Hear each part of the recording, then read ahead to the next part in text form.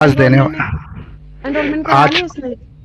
नहीं, आज कराने वाला था। वो कह रहा था मैं शाम को सर आपको भेज दूंगा। ठीक है।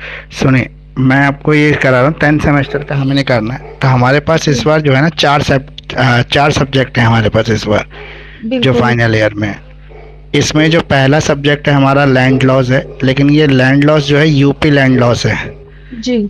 यूपी गवर्नमेंट में किस तरह से जो है प्रॉपर्टीज़ को रजिस्ट्रेशन कराया जाता है, किस तरह से उसके ऊपर ड्यूटीज़ पे की जाती हैं, और किस तरह से रेवेन्यू इनकम जनरेट होती है स्टेट गवर्नमेंट को, और यूपी से जुड़े हुए जो भी लैंड से जुड़ी हुई चीज़ें वो सारी इसके अंदर कवर हैं।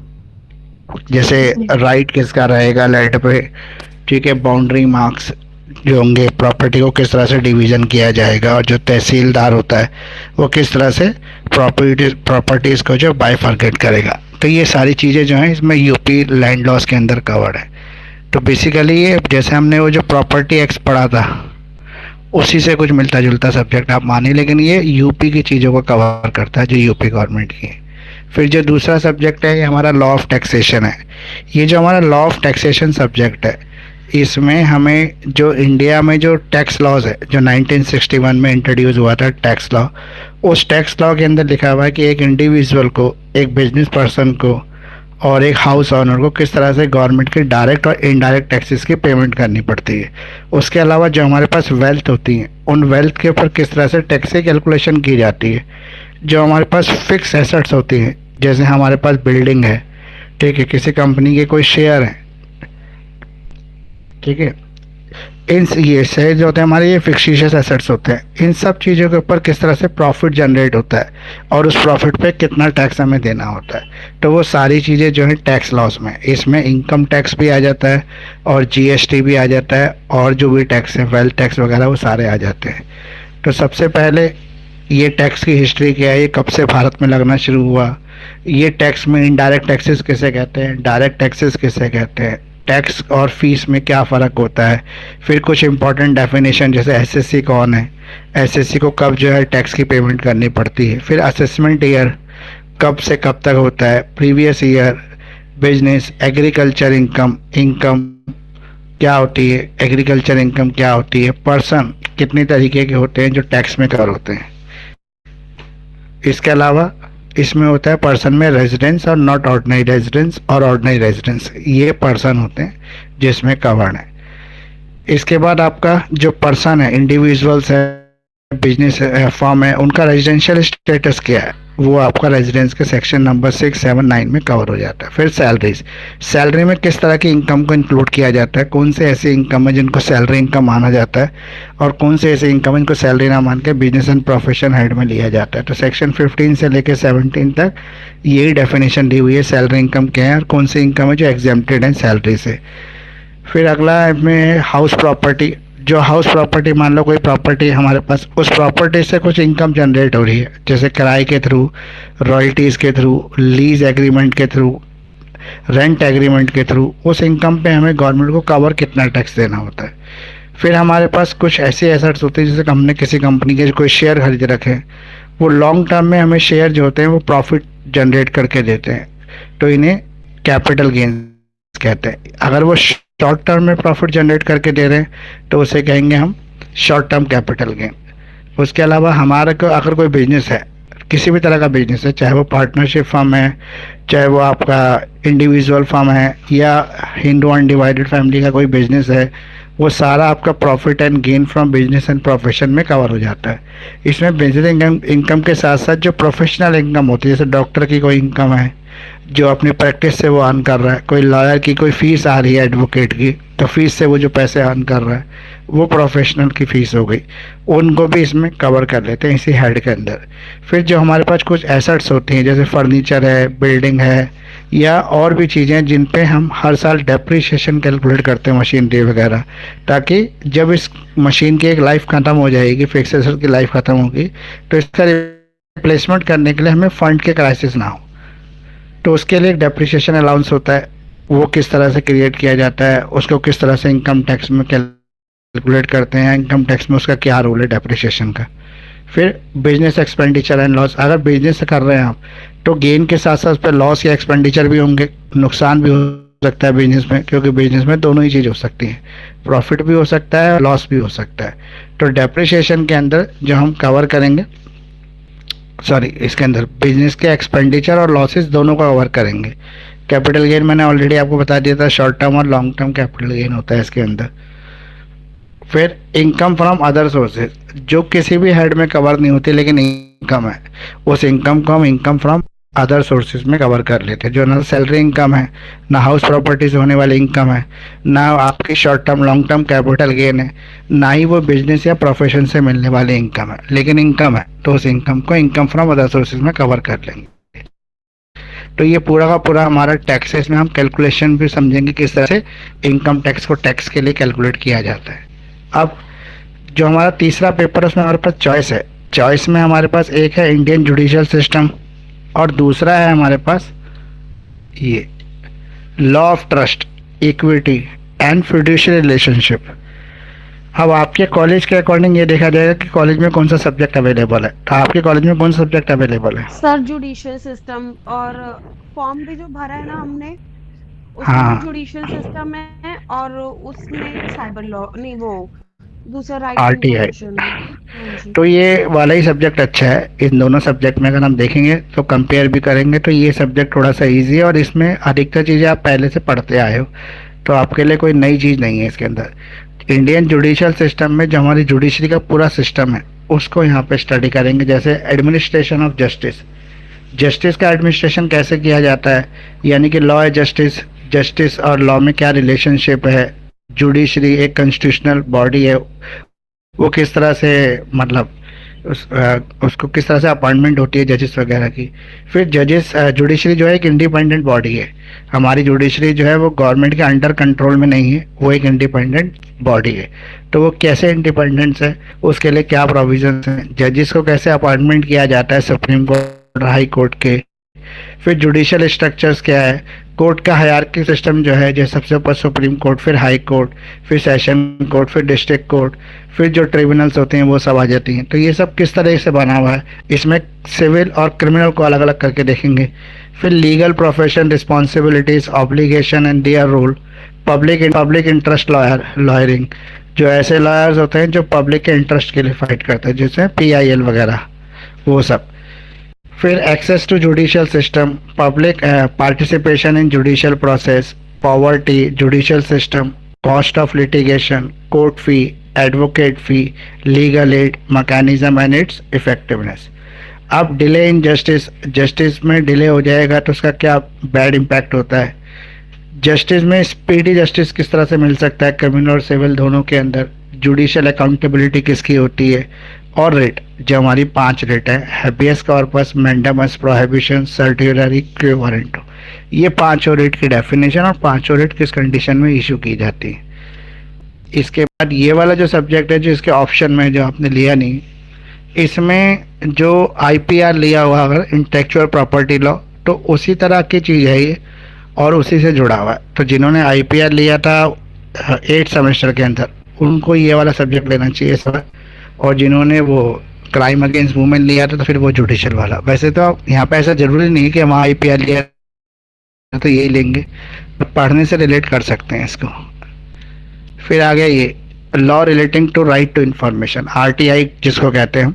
तो RTI जो एक्ट है वो 2005 में आया था, राइट टू इंफॉर्मेशन एक्ट। उसके पूरे एक्ट को इसके अंदर पढ़ेंगे, कवर करेंगे। मीनिंग और स्कोप क्या है राइट टू इंफॉर्मेशन एक्ट का, इसका हिस्टोरिकल बैकग्राउंड क्या है, जैसे इंडियन पर्सपेक्टिव में या ग्लोबल पर्सपेक्टिव में, इंटरनेशनल लेवल पर है और इंडियन लेवल पर, जो इसका हिस्टोरिकल बैकग्राउंड है, जो राइट टू इंफॉर्मेशन इंडिया आया वो कैसे आया और वर्ल्ड में कैसे आया है। Media access to official information, media कब जो है ऑफिशियल इंफॉर्मेशन को एक्सेस कर सकती है। राइट टू इंफॉर्मेशन और ह्यूमन राइट वायलेशन, अगर किसी राइट्स का राइट टू इंफॉर्मेशन का हम ले रहे हैं तो उससे कई बार किसी ह्यूमन के राइट्स का वायलेशन हो जाता है, तो उसको कैसे रेमेडी देंगे। Right to information of different from right to obtain information, basic elements of right to information law, factors restricting the free flow of information. Right to information act 2005, इसमें सबसे पहले हम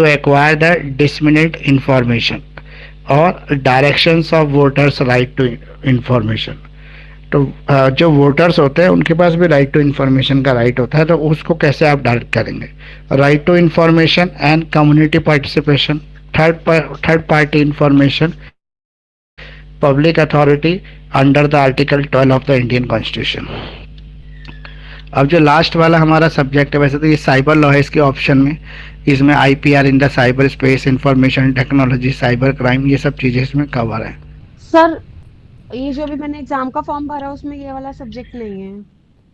अच्छा, हो सकता है किसी वजह से ना आ रहा हो। ऑप्शन भी नहीं आ रहा सर। हाँ, तो हो सकता है कोई एरर हो अभी, क्योंकि पिछली बार भी एरर था सब्जेक्ट में। हाँ जी। तो अभी तो बहुत जल्दी वैसे एग्जामिनेशन फॉर्म आ गए, उस हिसाब से अगर हम एग्ज़ाम भी देखेंगे तो आपके शायद अप्रैल के लास्ट वीक या मई के फर्स्ट वीक में लास्ट ईयर की तरह हो जाएंगे एग्ज़ाम, क्योंकि डेट अगर एक्सटेंड भी होती है तो 28 फरवरी से डेट एक्सटेंड होगी, तो ये जाएगी मुझे लग रहा है कि 15 मार्च तक। ठीक दो है। बार एक्सटेंड होगी, एक वीक के लिए 2 बार एक्सटेंड होगी, तो ये ठीक है। करीब करीब 15 मार्च तक चली जाएगी। फिर 15 मार्च का एग्जामिनेशन फॉर्म अगर क्लोज हो जाते हैं तो 1 महीने बाद यानी कि 15 मार्च से 15 अप्रैल, तो ये लास्ट वीक ऑफ अप्रैल में भी जाना है एग्ज़ाम, और आपके मई के फर्स्ट वीक में से ज़्यादा डिले नहीं होंगे अगर डेट नहीं बढ़ती रही 15 मार्च के बाद, तो क्योंकि नॉर्मली 2 बार ही डेट बढ़ती है। सर इन्होंने किस रीजन से इतनी जल्दी एग्जामिनेशन फॉर्म निकाल दी? इनको इस बार एग्ज़ाम हुई है टाइम से कराने, मई में ही कराने, इस वजह से। सर उसमें तो जून 2025 लिखा हुआ है। पिछली बार भी हमारे मई में ही हुए थे एग्ज़ाम, लास्ट ईयर भी, अगर आपको याद हो तो। हाँ जी सर, बिल्कुल याद है। लास्ट ईयर भी इन्होंने ना बहुत जल्दी जल्दी से एग्जामिनेशन फॉर्म दिए और एक भी डेट एक्सटेंड नहीं की थी और फटाफट एग्ज़ाम ले लिए थे। लेकिन अब की बार डेट एक्सटेंड होने के चांसेस हैं क्योंकि एग्जामिनेशन फॉर्म बहुत जल्दी आ गए, इसलिए। सर अभी बाकी तो किसी के नहीं आए, सिर्फ 10th वालों के ही आए हैं। सभी सेमेस्टर के आ गए। अच्छा, सभी के आ गए हैं। सबके आ गए। जो एग्जामिनेशन नोटिस है उसमें सबके ही फॉर्म है, और काफ़ी बच्चों ने भर भी दिए हैं, मतलब और सेमेस्टर के बच्चों ने भी एग्जामिनेशन फॉर्म भर लिए हैं। मैंने भी भर लिया है सर। कितनी लगभग फीस आ रही है? 2300 रुपये। 2350 रुपए। इतनी ही आ रही है सभी सेमेस्टर की ना। सभी की इतनी आ रही है? हाँ, क्योंकि एक स्टूडेंट ने 8 सेमेस्टर का भरा था, उसने भी 2300 रुपये बताया था फीस। सर इस बार ही पता है क्या चीज हुई है, फॉर्म भरना बहुत इजी रहा। आप फॉर्म पे क्लिक करो और जस्ट अपने पर्टिकुलर्स चेक करो और उसके बाद अपनी फीस दो, खत्म कहानी। पहले होता था ना फोटो लगानी है, साइन लगाने हैं। हाँ हाँ, इस बार कुछ ऐसा नहीं है। वो इसलिए नहीं है ना क्योंकि इस बार इन्होंने पहले जो आपका सारी चीज़ ले ली, डिटेल ले ली, आधार कार्ड वगैरह, फोटो सब ले ली, वो सब पोर्टल पे अपलोड हो गई है अब। तो स्मूथ सिस्टम चले इसलिए ऐसा किया है। हो सकता है इस सिस्टम की वजह से एग्जामिनेशन की डेट भी ना होना, फॉर्म की डेट भी ना बढ़े। अच्छा। क्योंकि नकबा ये होता है कि जब तक 80% स्टूडेंट फॉर्म ना भर लें तब तक ये फॉर्म के डेट को बढ़ाते रहते हैं। ठीक है। मतलब जितने इनरोल्ड स्टूडेंट हैं उसका 80% स्टूडेंट इस फॉर्म को भर लेना चाहिए, तभी एग्जामिनेशन कराए जा सकते हैं। ठीक है। और जब तक 80% स्टूडेंट एग्जामिनेशन फॉर्म ना भरें तो डेट बढ़ती रहती है। अब तो कॉलेज वालों ने भी ऑफिशियल इन्फॉर्मेशन देना शुरू कर दिया है कि एग्जामिनेशन फॉर्म आ गए, जबकि ये आज जल्दी गए थे लेकिन वो कॉलेज वाले इन्फॉर्म कर नहीं रहे थे स्टूडेंट्स को। लेकिन अभी यूनिवर्सिटी की तरफ से कुछ आया है तो इस वजह से कॉलेज वाले अपने स्टूडेंट्स को या किसी और तरीके जैसे मेल इन्फॉर्म कर रहे हैं कि एग्जाम मार्च में भर लें। अब सर आपका ये ये वाला जो, हाँ सेमेस्टर जी, ये सेमेस्टर का रिजल्ट कब तक आ जाएगा फिर? देखो पिछली बार अगर मई में एग्ज़ाम हुए थे हमारे, तो हमारा रिजल्ट भी जल्दी आ गया था। पिछली बार हमारा रिजल्ट आ गया था जुलाई में, तो इस बार भी ऐसे ही उम्मीद है कि जल्दी रिजल्ट आ जाएगा। नहीं सर, ये जो अभी 9th सेमेस्टर गया इसका रिजल्ट इसका तो अभी आ जाएगा आपका मार्च में, नहीं तो मैक्सिमम मार्च में। अप्रैल में, मार्च अच्छा या अप्रैल में आ जाएगा। ठीक है। अब आपका ये लास्ट सब्जेक्ट है मूट कोर्ट। अगर हम मूट कोर्ट की बात करें तो ये जो सब्जेक्ट है ये 100 मार्क्स का है, ठीक है। हम्म। और 100 के 100 जो हैं वो प्रैक्टिकल ही हैं इसके, मूट कोर्ट के। इसमें लिखा है maximum marks to this paper will be 100। Each student will do at least 2 moot court. 2 moot court करनी है स्टूडेंट को, जो 10-10 मार्क्स की होंगी, 10 मार्क्स ईच, यानी कि 20 मार्क्स की आपकी मूट कोर्ट है। एक सिविल पे और एक क्रिमिनल पे 2 मूट कोर्ट करनी है आपको, एक सिविल केस पर एक क्रिमिनल केस पर। अब इसमें कॉलेज टू कॉलेज अलग अलग चीज़ें, कुछ कॉलेज वाले मूट कोर्ट कराते हैं, कुछ कॉलेज वाले मूट कोर्ट नहीं कराते हैं। वो कॉलेज वाले वाइवा लेके वैसे ही मार्क्स दे देते हैं। इसमें वैसे आपको जो भी मूट कोर्ट होंगी उसमें मूट कोर्ट में एक्टिवली पार्टिसिपेशन करना है, तो 10-10 मार्क्स की 2 मूट कोर्ट हो गई। इसके अलावा आपको एक सेशनल डायरी बनानी है अपनी, उस सेशनल डायरी में आपको पूरी इन्फॉर्मेशन लिखनी है मूट कोर्ट की, जो 5 मार्क्स का रहेगा। और इसी के ऊपर 5 मार्क्स आपसे ओरल क्वेश्चन पूछे जाएंगे। इसमें लिखा है गाइडलाइन में, for the purpose of moot court group will be form of 8 to 10 student. 8 से 10 स्टूडेंट का ग्रुप बनाया जाएगा, मतलब 8 से 10 स्टूडेंट एक ही टॉपिक पर मूट करेंगे। Case involving the several issues shall be assigned in the court practices.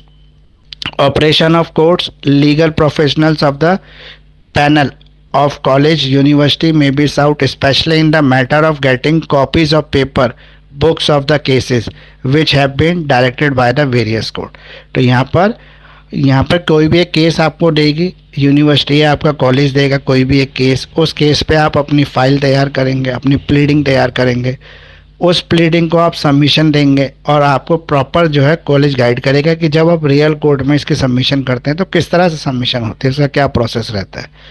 The course shall emphasise points of the court craft and document. इसमें जो पॉइंट दिए जाएंगे जब आप मूटर बनेंगे, मूटर 1 या मूटर 2, तो दिए जाएंगे उस पर कि जब आप पूरा डेकोरम मेंटेन कर रहे हो जैसे आपको रियल कोर्ट में करना है, और जो आपकी ड्रेसिंग है, जो आपका क्राफ्ट है, जो आपका प्रेजेंटेशन है बॉडी का, वो अगर करेक्ट है तो जो मेल स्टूडेंट होंगे वो वाइट पैंट और वाइट शर्ट, नहीं वाइट पैंट और ये गलत लिख गया, ब्लैक पैंट और वाइट शर्ट पहनेंगे और ब्लैक टाई लगाएंगे। और जो फीमेल स्टूडेंट होंगी वो वाइट ड्रेस पहन सकती हैं ब्लैक स्कार्फ के साथ, while addressing a moot court. जब मूट कोर्ट को एड्रेस करेंगे during their visit to the court, advocate chamber and the other practical training programme. तो यहाँ पर आपको ये भी ट्रेनिंग दी जाएगी कि कोर्ट रूम में किस तरह का व्यवहार करना है और साथ में एडवोकेट के चैम्बर को किस तरह से मेंटेन किया जाता है, मतलब जो एडवोकेट के चैम्बर का डेकोरम है उसको भी यहाँ पे प्रैक्टिकल ट्रेनिंग के थ्रू समझाया जाएगा। ये कॉलेज की जिम्मेदारी है। तो practice moot shall be held as a routine in the class itself, and 3 compulsory test moots for examination shall be held after such practices। मतलब लगातार क्लास में जो है मूट की प्रैक्टिस चलती रहेगी, मूट कोर्ट के बारे में आपको समझाते रहेंगे, और कम से कम 3 कंपलसरी मूट एग्जामिनेशन होने चाहिए। अटेंडेंस जो होगी इसमें प्रैक्टिस करेंगे मूट कोर्ट में शैल बी काउंट, इसको काउंट किया जाएगा। Each student shall be required to maintain a regular record. हर स्टूडेंट को हर मूट का एक रेगुलर रिकॉर्ड मेंटेन करना पड़ेगा, अटेंडेड बाय हिम, जो उसने अटेंड किया अपनी सेशनल डायरी के अंदर। तो sessional diary will be carry 15 marks. तो 3 मूट कोर्ट हो गई 5-5 मार्क्स की, तो टोटल सेशनल डायरी हो गई आपकी 15 मार्क्स की। और ऊपर जो आपने सेशनल डायरी बनाई थी उसमें 5-5 मार्क्स के 2 सबमिशन थे, तो 10 मार्क्स वो हो गए। अब है court assignment, observation of the trial in the 4 cases. 4 तरह से इसको ट्रायल करेंगे, 4 केसेस लेंगे इसके अंदर। 2 cases in the civil, 2 case civil में और 2 केस क्रिमिनल में। Each student will attend the 4 trial court during the semester. 4 trial court कम से कम आपको अटेंड करनी पड़ेंगी। Will maintain record of his और विजिट और his diary of the session, मतलब आप 4 बार जो है कोर्ट जाएंगे जो एक्चुअल कोर्ट है, और वहाँ पे नोट्स बना के लाएंगे अपने सेशनल डायरी के अंदर। वेरियस स्टेप जो भी आप ऑब्जर्व करेंगे during the attendance on different days of the court assignment, अलग अलग दिन जब आप कोर्ट जाएंगे तो टोटल 25 मार्क्स का आपका ये असाइनमेंट रहेगा, जो कोर्ट के आप नोट्स बना के लाएंगे, कोर्ट में किस तरह से कार्रवाई चलती है। फिर interviewing techniques and pre trial preparation, अगर हम हर स्टूडेंट की बात करें तो ये ऑब्जर्व करेंगे सेशन को। Clients as a lawyer office, जैसे क्लाइंट जब जाता है लॉयर ऑफिस के अंदर लीगल एड के लिए, office and record the proceeding in the diary of the sessional court, और ये पूरी प्रोसीडिंग आप अपनी डायरी के अंदर, सेशनल डायरी के अंदर रिकॉर्ड करेंगे जो 10 मार्क्स रहेगा।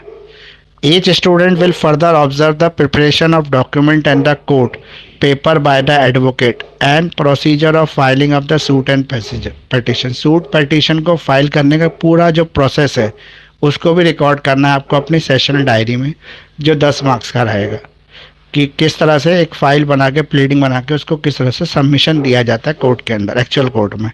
To make the training meaningful student visit to be organise for a continuous period, तो बच्चों की यहाँ पे कंटिन्यूसली जो है कोर्ट विजिट होनी चाहिए कॉलेज की तरफ से। कॉलेज लगातार टीचर की गाइडेंस में बच्चों को कोर्ट ले जाए। Sufficiently long to observe and understand the process of taking place in their proper context, तो प्रॉपरली वो जाके उस चालन के अंदर चेक करें कि कोर्ट की कार्रवाई किस तरह से चलती है, और ये टीचर की गाइडेंस में होना चाहिए।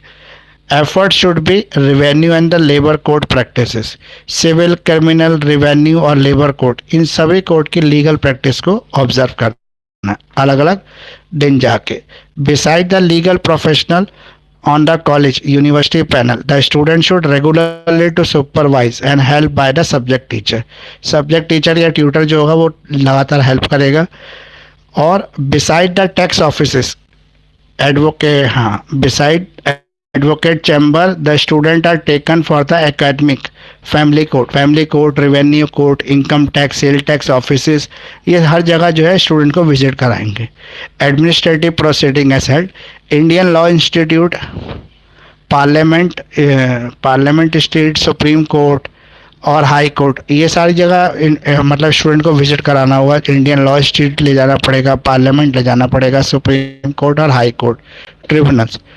तो ट्रेनिंग एकेडमिकली मल्टीफेशियस, मतलब अलग अलग तरह से ट्रेनिंग दी जाएगी इसमें स्टूडेंट्स को। The programme can be intellectually and professionally challenge in properly organise and integrated and curriculum. इसमें एक वाइवा भी होगा, जो पूरी चीज़ जो भी आपने सीखी है इसके अंदर उसमें 10 मार्क्स से एक वाइवा पूछा जाएगा।